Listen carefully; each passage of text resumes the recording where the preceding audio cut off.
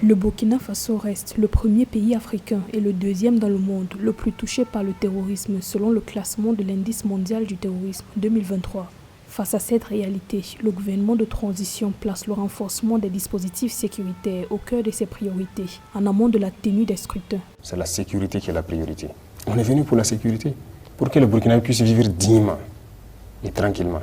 Et une fois que ça c'est assuré, les gens pourront circuler librement, aller où ils veulent, faire leur campagne. Et là, permettre à tous les Burkinabés de choisir leur président. Cette année seule, quand on prend l'armée des terres, on est à 11 000 qu'on a recrutés. Côté gendarmerie, il y a eu des gendarmes auxiliaires qu'on a décidé de recruter. Même au niveau des policiers, je pense que vous avez vu leur réorganisation.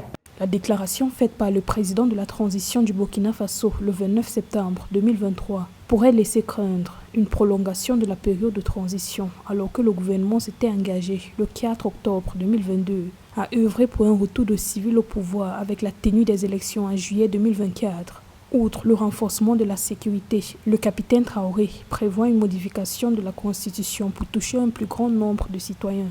Les textes actuels ne nous permettent pas de pouvoir évoluer sereinement. Cette constitution, c'est uniquement l'avis d'une poignée de personnes éclairées.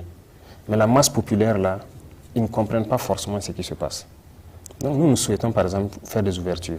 Dans son allocution du 29 septembre, le capitaine Ibrahim Traoré a cité l'acquisition des équipements pour les forces armées, le recrutement massif de volontaires et de soldats, la diversification des partenaires, le lancement des campagnes de production agricole, entre autres, comme des axes majeurs de sa politique. Sur la question de la tentative de coup d'État déjouée le 26 septembre 2023, il a affirmé que la situation a été mise sous contrôle.